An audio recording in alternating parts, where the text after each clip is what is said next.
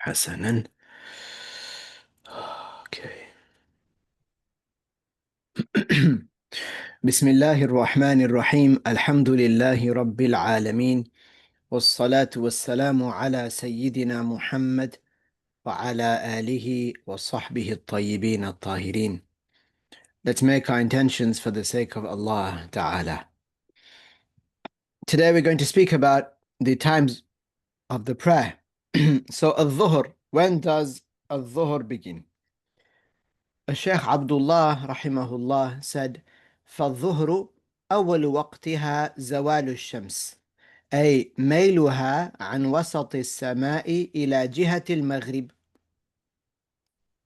So al-dhuhr, the beginning of its time is when the sun declined, is the declination of the sun, i.e. when the sun leans away from the middle of the sky. So as you know, the sun, it comes up in the east, it goes up and up and up, and then it gets to a point after which it doesn't rise further above that. So, and then it starts to come down and westwards, and then it sets in the west. So when it's at the midday point, which is known as al-istiwa, once it begins to descend towards the west, once it begins to decline towards the west, then al-dhuhr has begun.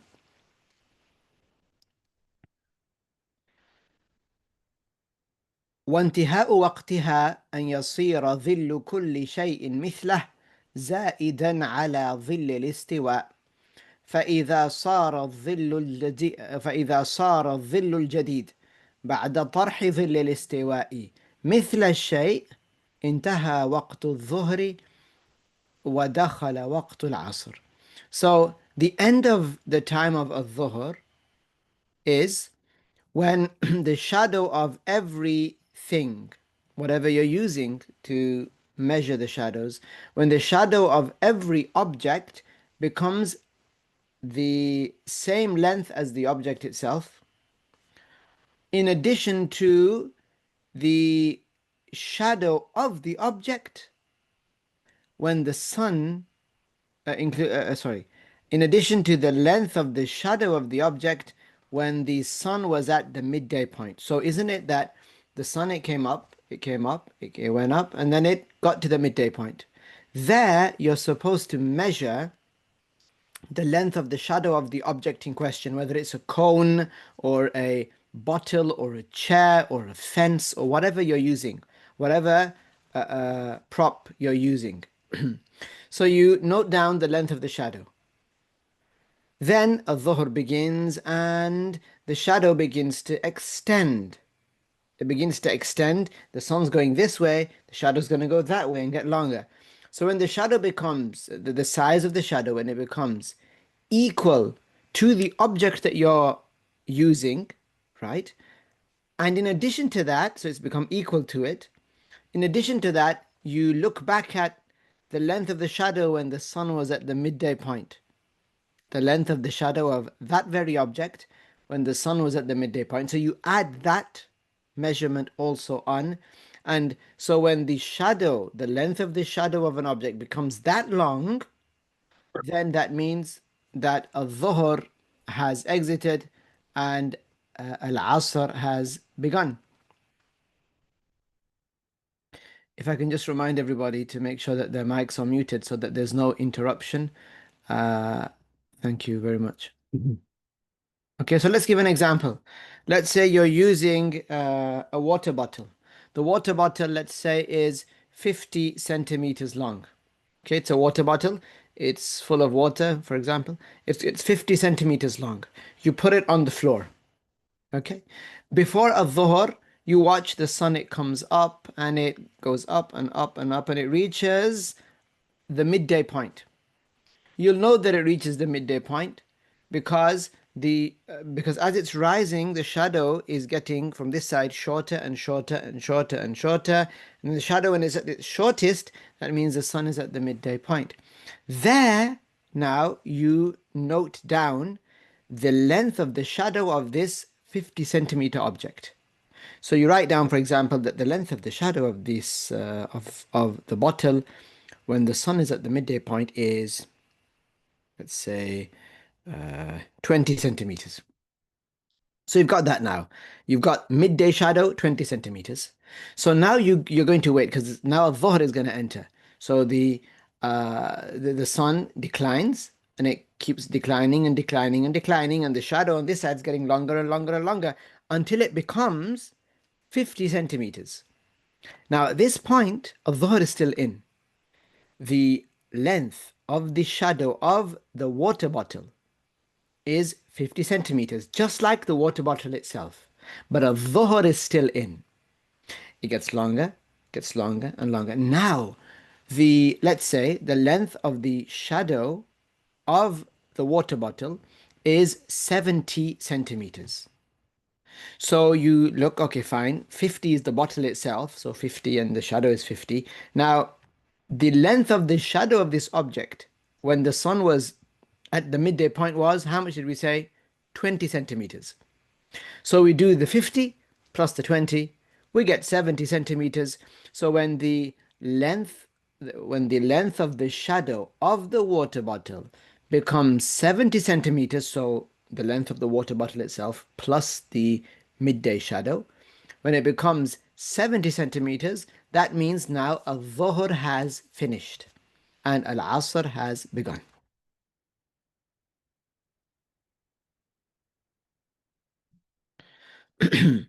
وظل الاستواء هو الظل الذي يكون حين تكون الشمس في وسط السماء. And the shadow of al-istiwa, which is the midday shadow, it is the shadow that is when the sun is in the middle of the sky. ووسط السماء يعرف على حسب تحديد الجهات بالنجم أو بالبوصلة المجربة أو نحوها. Uh, as for the middle of the sky, how would you know about it? You'd know about it. It is known, relatively speaking, with regards to the different directions, north, east, south, and west. You would know. And that's known, how is north known? By the stars. You can know it by the North Star, in the northern hemisphere at least. You can know it by knowing where the North Star is, and you would know north, therefore you would know south, and then east and west also. أو بالبوصلة المجربة, or you can know the different directions with a tested compass that shows you true north as opposed to magnetic north, or something similar to that. وَنَجْمُ الْقُطْبِ, and the North Star, مهم لمعرفة الجهاد, is very important. The North Star is very important when it comes to knowing the different directions. لمعرفة الجهات الأربعة, to know the four directions. لأنه يلزم جهة الشمال, because the North Star, or Polaris, okay, if you will, the polar star, Najm al-Qutb, al-Qutb meaning the pole, okay? This star, it always sticks to the north.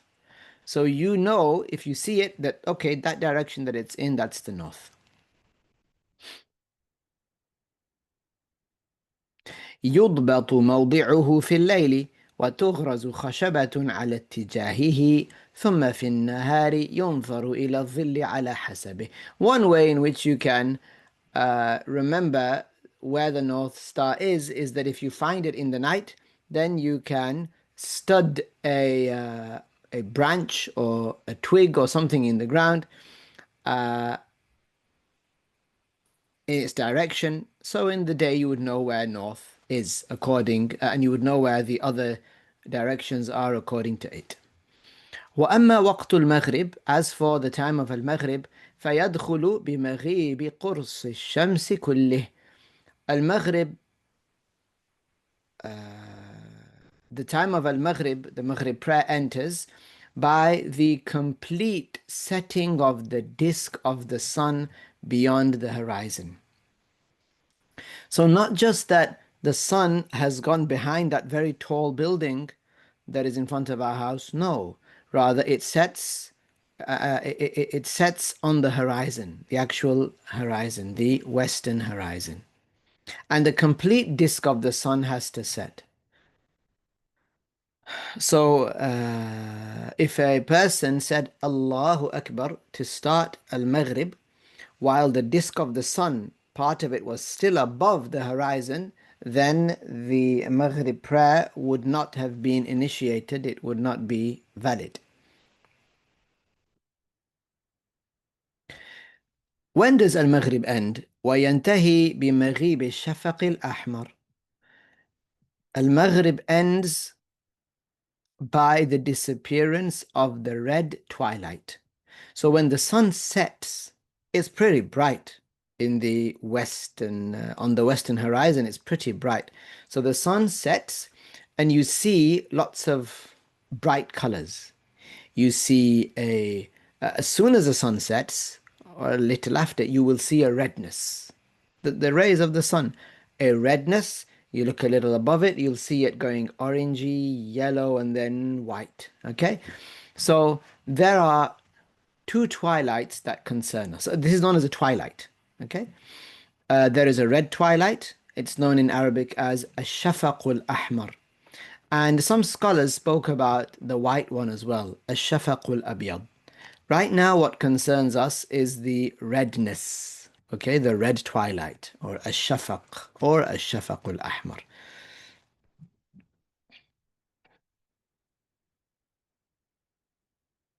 So when the redness, after the sun has set, you've just seen the sunset, let's say, and the redness has appeared. So long as the redness is there in the western horizon, then al-Maghrib is still in. Okay? But as soon as the redness disappears completely, all of it's gone, then al-Maghrib has exited and the next prayer has come in. والشفق الأحمر هو الحمرة التي تظهر بعد مغيب الشمس في جهة الغروب. The red twilight, TWI light, it is the redness that appears after the setting of the sun in the direction of the sunset. وأما العشاء فوقتها من بعد وقت المغرب، أي بعد مغيب الشفق الأحمر كله إلى طلوع الفجر الصادق. As for the time of Al-Isha,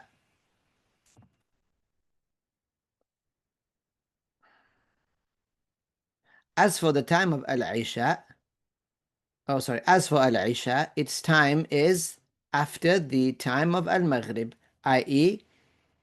after the disappearance of the red twilight, after the disappearance of all of the red twilight. So that's when Al-Isha begins. Up to what point?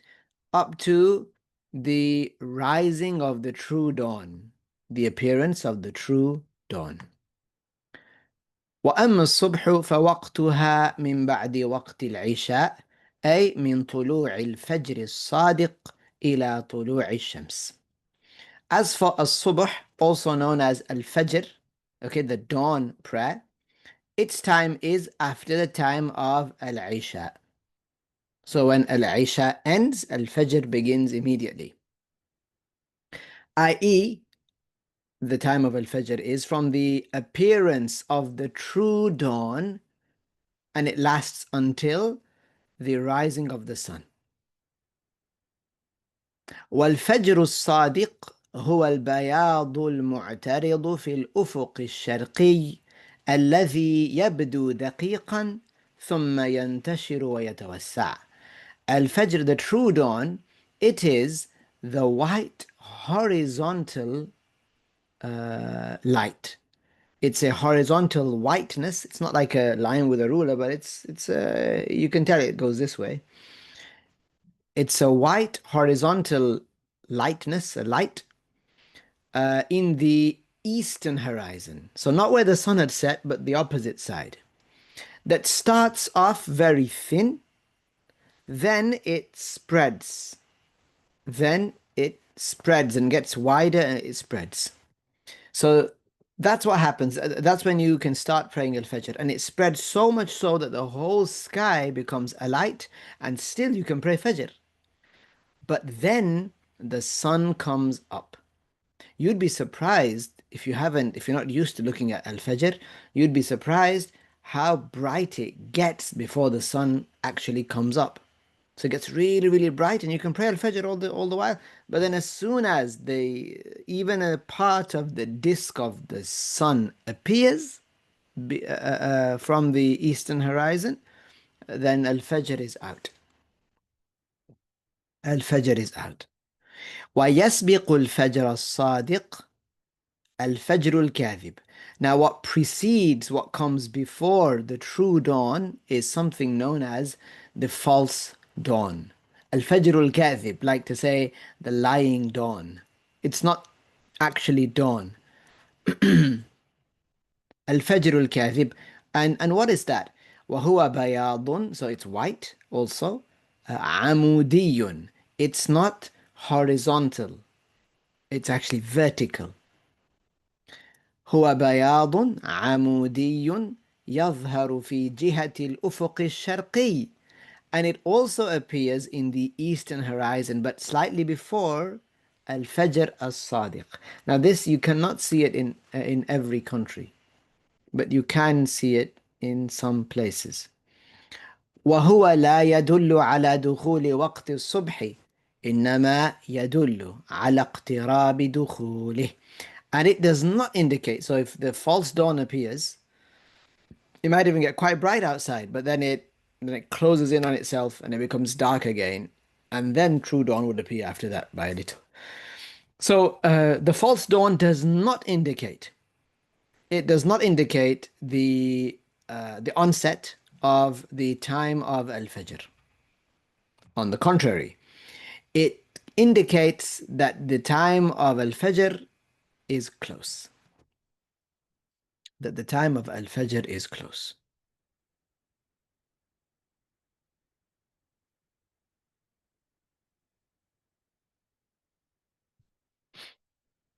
قال المؤلف رحمه الله: فتجب هذه الفروض في أوقاتها على كل مسلم بالغ عاقل طاهر أي غير الحائض والنفساء.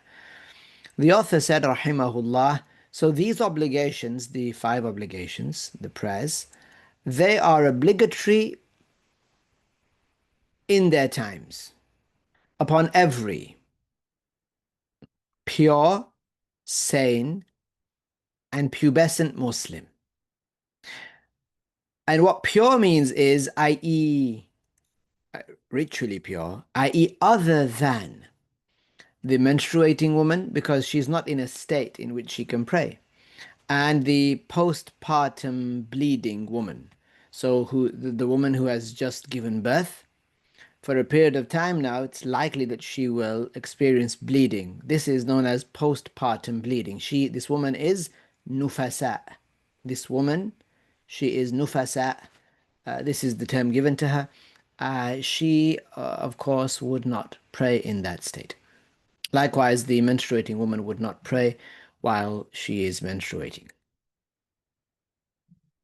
الشرح أن معرفة هذه الأوقات وإيقاع الصلاة فيها لا قبلها ولا بعدها فرض، فيجب أداء كل من الخمس في وقتها، ولا يجوز تقديمها على وقتها، أي فعلها قبل دخول وقتها، ولا تأخيرها عن وقتها بلا عذر، لأن الله تعالى قال: فويل للمصلين الذين هم عن صلاتهم ساهون. والمراد بالسهو عن الصلاة في هذه الآية تأخير الصلاة عن وقتها حتى يدخل وقت الصلاة الأخرى، فتوعد الله من يخرجها عن وقتها بالويل وهو الهلاك الشديد. The author said that knowing these times that we just discussed, and Praying the prayers in these times, not before these times and not after these times, is an obligation. So these prayers must be performed. These five prayers, all of them must be performed in their times. And it is not permissible to pray a prayer before its time, before it enters, or to pray a prayer after its time, after it's exited, without an excuse. There are some situations in which a person can, but without an excuse, no, a person is not allowed. Why? Because Allah revealed that wail, which we're going to see what that means soon, that wail is in store. This is an Arabic word here, wailun. Wail is in store for a person who delays the prayer such that the next prayer comes in, and so they didn't pray. What is meant by a sahu, that people, they are, with regards to their prayer, sahun. That's what the ayah says. There are some people who are, with regards to their prayer, sahun. What is sahun? Here the word sahun comes from a sahu, and it means those who delay their prayer. They'll say, I'll pray al-dhuhr, I'll pray in a bit, I'll pray in a bit, I'll pray in a bit. But then they delay it so much that then the time exits and al-asr comes in. Or like that, the next prayer comes in. So Allah threatened those that that delay the prayer such that its time exits. Allah threatened them with al-wail. And al-wail is severe destruction. Al-halaku shadid. Severe destruction, meaning an excruciating punishment.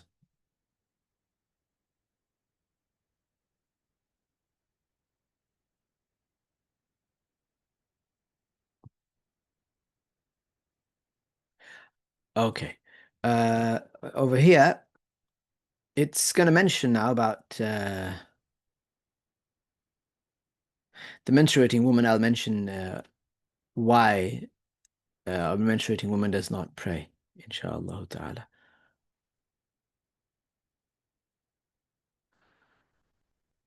Okay. I'll answer your question soon, inshallah, just because it's coming here.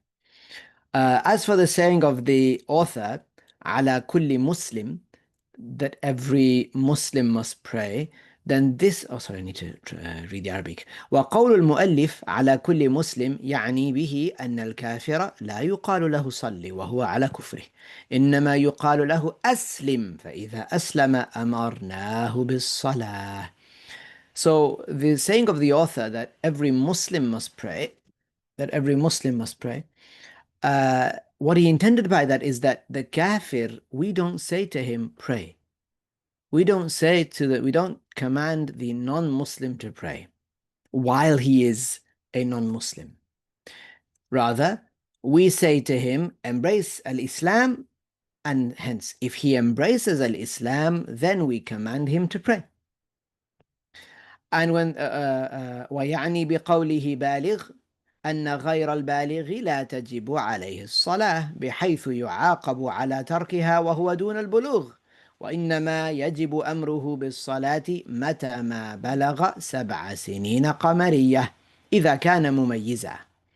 Also, when the author said بالغ, pubescent, then this means that the non-pubescent person is not obligated to pray, such that they would be they would be subject to some punishment because they missed the prayer while they were non-pubescent. No, the non-pubescent person is not obligated to pray. However, it is an obligation upon those around him who are pubescent to command this young person to pray if the young person meets two conditions.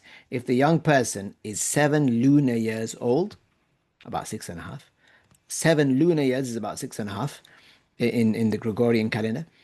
If this person was if the child was 7 lunar years old and was mentally discriminate, was mentally discriminate. Hmm. And we discussed at tamyiz, I believe, in the past, or it will come in more detail, inshallah. ويعني بقوله عاقل أن المجنون لا تجب عليه الصلاة. والمجنون هو من فقد عقله فلا يدري ما يفعل أو يقول. And when the author said that this person has to be sane, it means that the insane one is not obligated to pray. Who is the majnoon, the insane one? The one who has lost his intellect. The one who has lost his intellect. فلا يدري. So he does not know what he is doing or saying.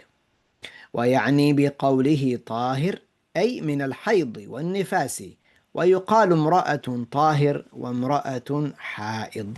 And when the author said someone pure is obligated to pray, this means ritually pure. Of course, it doesn't mean that a woman is inherently impure or, I don't know, evil or lowly. Or, no. This means that the person must be ritually pure. So the menstruating woman and the one who is experiencing postpartum bleeding, she does not have to pray. She cannot pray. Let me just finish this here, then I'll go back to that. And you can say it's something to do with the Arabic language here. Imra'atun tahir, a woman who is tahir, she is ritually pure, or imra'atun ha'id without a ta marbuta. So you don't have to say tahiratun or ha'idatun. No, because yeah, the scholars mentioned it this way. Right. A woman, why is it that she doesn't pray when she's menstruating? This is something that was revealed in the rules of the religion. This is this is the yardstick. This is the premise. This is our foundation. Because the Prophet alayhi salatu wasalam conveyed that to us from Allah Ta'ala, that this is the rule. The menstruating woman does not pray. You could now. This is subjective. You could think about it, and a person could consider, well, maybe it's because maybe the wisdom behind, and there is a wisdom behind it. Perhaps the wisdom behind it is that it's a load off her mind, if you will. It's one less responsibility that she has to complete while she's already suffering. From the pains or the agitation of experiencing her menses. So to be told then to pray the obligatory prayer is an extra responsibility upon her. So this eases her matter. Secondly, uh, she is in a state which is considered a state of ritual impurity, just as the male, if he experiences nocturnal emission, he has a wet dream. While he's in that state, if he doesn't have a bath, right, he cannot pray because it's ritually, and this is an abstract matter, right, that does not exist outside the mind. It's not something palpable. Uh, Ritually, he is considered to be impure until he bathes. Like that with the woman. Likewise, she would be ritually impure until she bathes.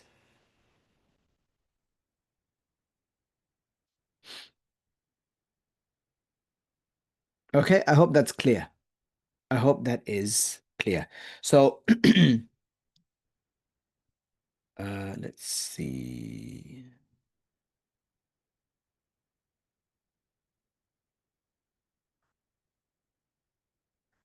قال المؤلف رحمه الله. Let's see. Okay, clear. That's very good. Thank you. Okay, Alhamdulillah. قال المؤلف رحمه الله. The author said, فيحرم تقديمها على وقتها وتأخيرها عنه لغير عذر. So this means that it is sinful. We are not allowed to pray the prayer before its time without an excuse.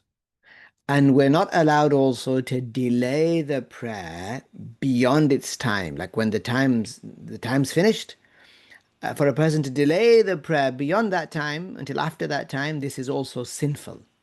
Such a person in these two scenarios, praying before the time comes in and also delaying the prayer until the time has gone out, this person, these two people, let's say, have committed an enormous sin. They have disobeyed Allah Ta'ala.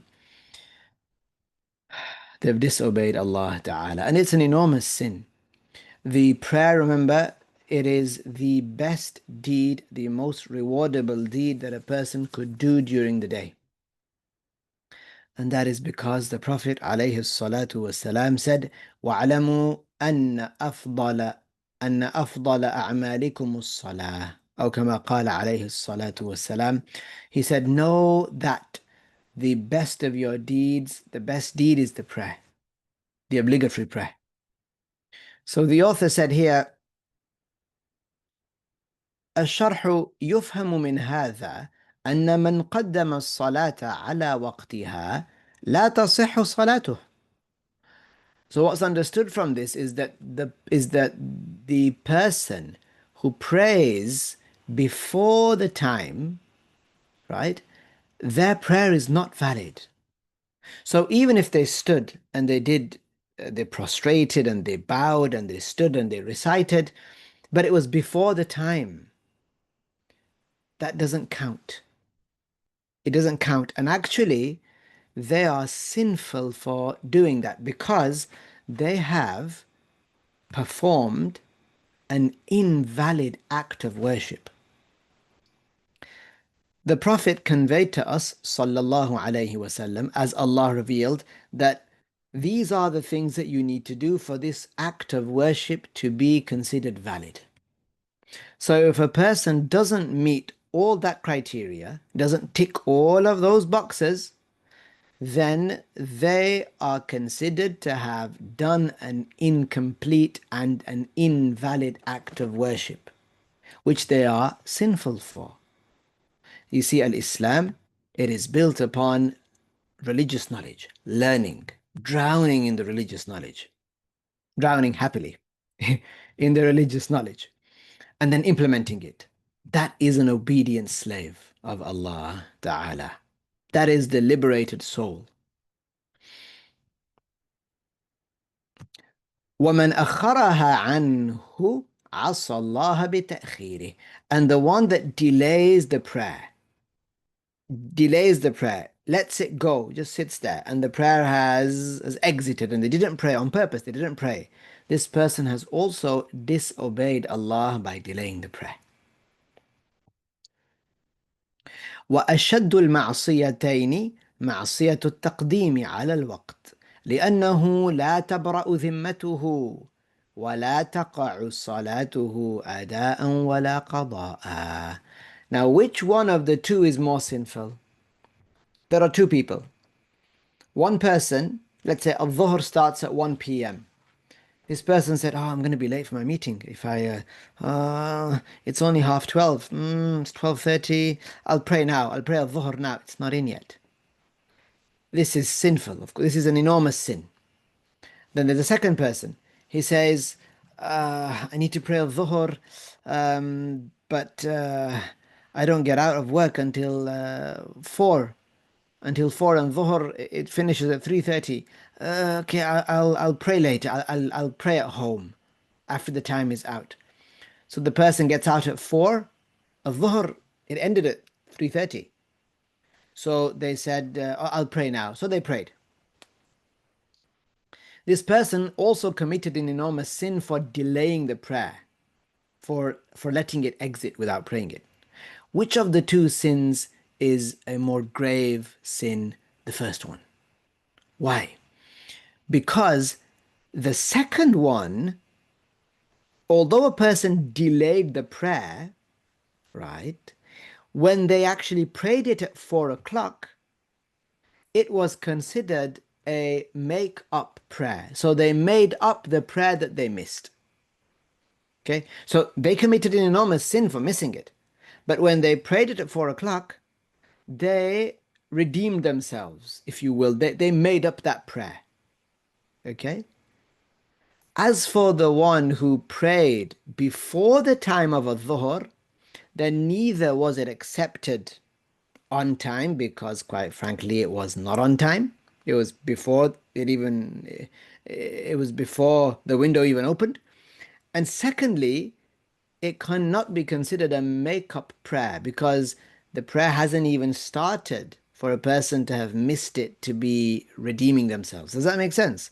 So the first prayer that a person prayed before its time, this is the greater, the graver, the worse of the two sins, although both are enormous sins. Both of them are enormous sins.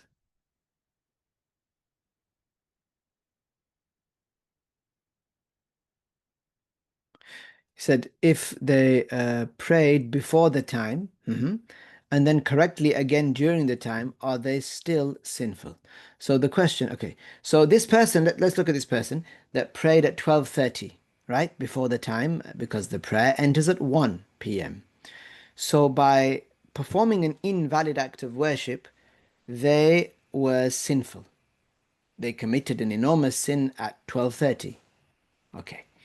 Then when the prayer time came in at 1, they decided to pray. They said, yeah, I should, I've got time now. I'll just pray on time. It's something's, the windows open up for me. So at 1:30, during the time they prayed. Okay. Now, they have fulfilled the obligation, but they're still sinful for having done the invalid act of worship. They need to repent for that. They need to repent for that. They need to actively repent for that.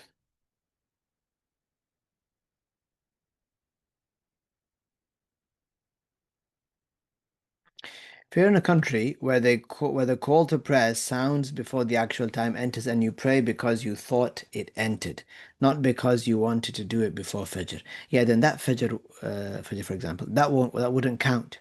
If a person later learned that they, um, if a person later learned that they had been praying before the time, then they need to make that prayer up because it's clear to them now. It's clear to them. And a person, but is it a sin? Hmm.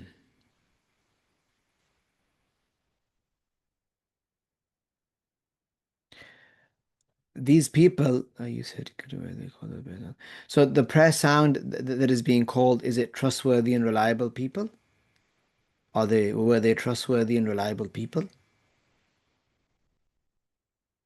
who are calling the prayer or sounding the alarm that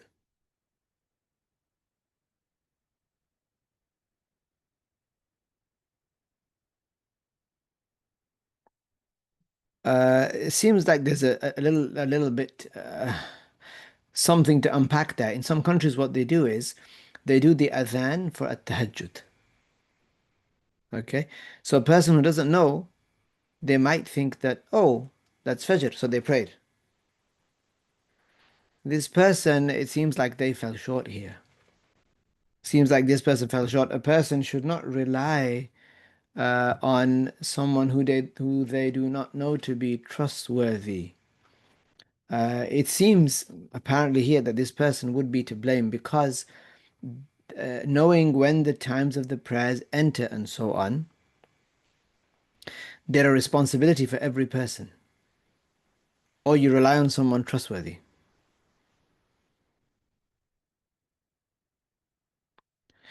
Yeah, so a person does not rely on them. A person should do their own work. It seems like here the person has fallen short with regards to this prayer.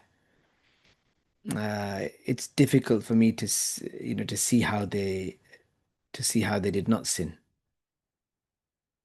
A person should take a lot of care when it comes to things like this, of course. But we are human beings, subhanallah. We can slip up. Subhanallah. Okay. Right. The author said, وقول المؤلف لغير عذر أخرج ما إذا كان التقديم أو التأخير لعذر فإنه لا إثم في ذلك. So when the author said that if a person would be sinful if they did those things, prayed before the time or delayed the prayer, okay, until after the time, if they did that without an excuse, without a religiously valid excuse.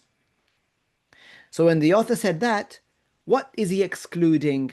He excluded the situation in which a person brought the prayer forward out of its time or delayed the prayer and they took it beyond its time, but they were excused. They had a Islamically valid excuse. Then such a person is not sinful. And the Islamic excuse in that, for example, that allows a person to join prayers is travel with details, is uh, is illness, and other than these two scenarios with conditions. So there are scenarios in which a person can join certain prayers. For example, al-dhuhr can be joined with al-asr. And in certain scenarios, al-maghrib can be joined with al-fajr. So what that means is that you can pray al-dhuhr in the time of al-dhuhr as normal, but then as soon as you're done, even though al-asr is not in yet, you can bring al-asr and pray it in the time of al-dhuhr immediately after dhuhr. That's known as joining the prayer. And what you can also do is you can delay, for example, al-dhuhr and pray it in the time of al-asr with al-asr. So that's another example of joining the prayers. You can do that with al-dhuhr and al-asr. Bring al-asr into al-dhuhr or take al-dhuhr into al-asr. And you can do that with al-maghrib and al-isha. So you pray al-isha in the time of al-maghrib, immediately after al-maghrib. Or you push al-maghrib out and you pray it with al-isha in the time of al-isha. So this is if a person is a traveler, an Islamically defined traveler. We're going to discuss that another time, inshallah, about traveling and how much is the distance and so on. Okay. Also, if a person was very ill, for example, they were very ill, they performed wudu and they felt very, very strongly that they would not be able to make wudu again to pray. So they joined the prayers of al-dhuhr and al-asr, or al-maghrib and al-isha. So note, you cannot join all of the prayers, okay, into one prayer time. You can't say, oh, it's al-dhuhr now and I'm traveling, so I'm going to pray right now al-dhuhr and al-asr and al-maghrib and al-isha and fajr and tomorrow's. No, no, no. Okay. And there are conditions to that. Yes, al-maghrib with isha. Or did I say something else? Yes, al-maghrib with isha. If I said something else, then my tongue slipped. Okay. Yes, al-maghrib is joined with, it can be joined with al-isha.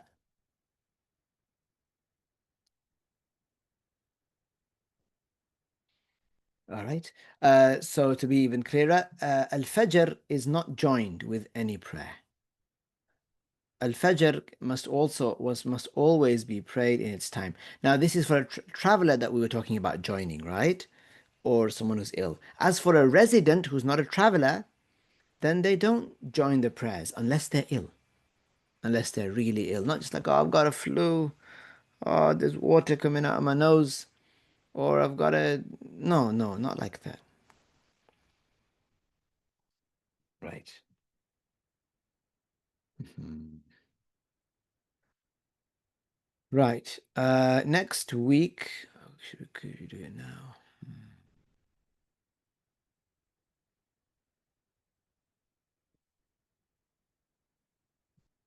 Okay, next time we're going to stop here. Next time we're going to talk about a, a woman or a person who suffers from incontinence of urine, which means that every so often, regularly, they have urine coming out, or a woman who she was in a state of ritual purity, and she is during the time of a dhuhr right now, for example, but then suddenly, according to her habit, her monthly habit, she sees blood. So she, for example, she sees blood, and there are details about her menses. Now, what does she do? Does she have to now, let's say her menses actually started there at dhuhr or at al-asr, then does she have to pray al-asr later on after her menses finishes? That al-dhuhr or al-asr, does she have to do that or not? And what about if she is towards the end of her menses? She's on, like, I don't know, day 9 or something, and then the blood terminates, it ceases. There's a cessation of blood, and it's Al Maghrib, and there are 20, no, sorry, it's, yeah, Al Maghrib, and there are 20 minutes left to Al Isha.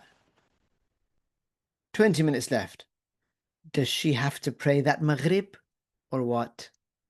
Okay, we're going to discuss that next time, insha'Allah ta'ala. Let me see, yes.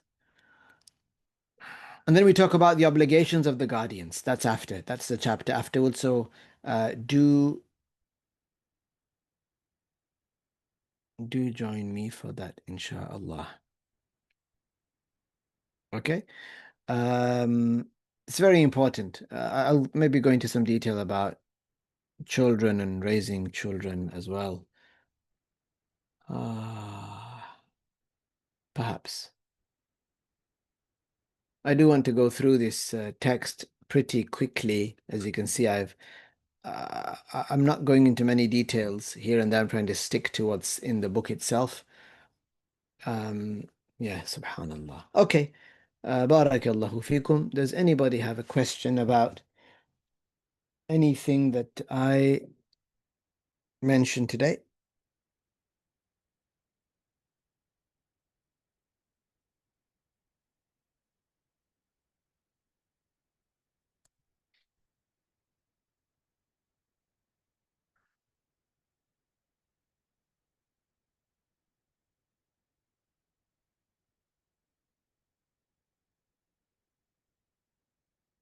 Okay, yes, inshallah. Okay, barakallahu fikum. Let's stop here. Let's say La ilaha illallah and as-salah ala nabi. La ilaha illallah. Allahumma salli ala Sayyidina Muhammad wa ala alihi wa sahbihi wa sallim. Yes, inshallah, we'll go through that very briefly, inshallah, about the travel. Okay? Barakallahu fikum. Assalamu alaikum wa rahmatullahi wa barakatuh.